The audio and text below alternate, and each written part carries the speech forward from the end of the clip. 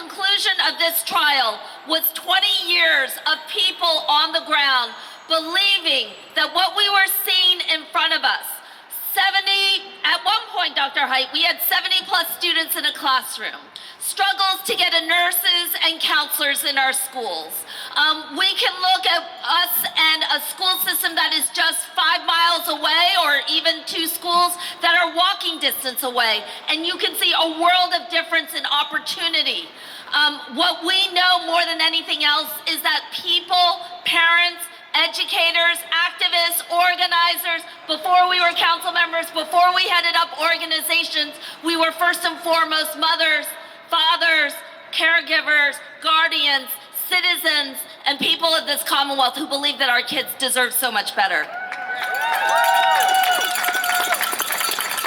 You know, over the course of the last 3 months and dozens of witnesses, the fair funding trial made one thing clear, that the state legislature makes an intentional decision every single year to whether to fund or underfund our schools and which ones will receive it.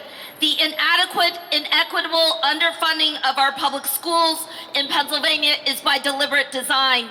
Its outcome is inhumane and its intent is indefensible. And that's why we believe that this funding system will fall and that a new one must come forward.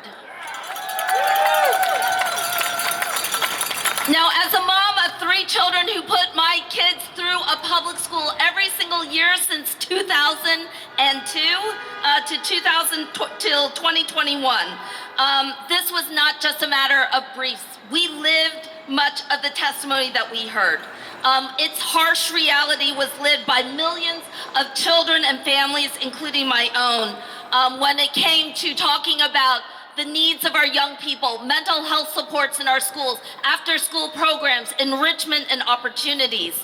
But what I also know is that as great as the inequity was, the rise of a movement here in the Commonwealth of Pennsylvania was unlike anything that this state had ever seen. A coalition of young people and educators who threw out a governor who took $1 billion out of the state education budget. We dismantled state takeover bodies that shrunk resources and expanded privatization, and we elected into office a new generation of leaders all across this Commonwealth that are invested in public schools and our public institutions. It was this coalition that actually won a day in Commonwealth Court, and which has for decades carried the belief that every child deserves a quality public school. So I'm proud to have supported a supporting brief at one point in this effort that led to the Supreme Court reopening those courthouse doors in 2017. But most importantly, I also wanted to come here today to thank some true heroes who carried the burden this last 3 months.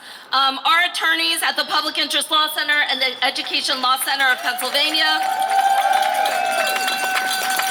to the folks at O'Melveny and Myers, who for 4 months laid out in painstaking detail the economic, moral, and constitutional failure of this state legislature in countless classrooms. Again, we do not need to wait for a Commonwealth judge to tell us the outcome of this trial. We actually put the state on trial every single year. We can go down to Harrisburg, as a dozen of us did last June, to demand and knock on those doors, risking and taking arrest if necessary, as we were unafraid to do, with a group of pastors from power to demand that our Commonwealth has the resources right now, to end the inequity that has driven so many children and families to seek to live in another state, to move out of communities, to not call Pennsylvania home anymore. And that is critically important as this state continues to rise. So if this state wants to put its own prosperity, its own future in play, then it needs to fund and invest in our schools right now. $12 billion. $12 billion sits in a state legislature. This is no longer about can we, it is must we. Thank you.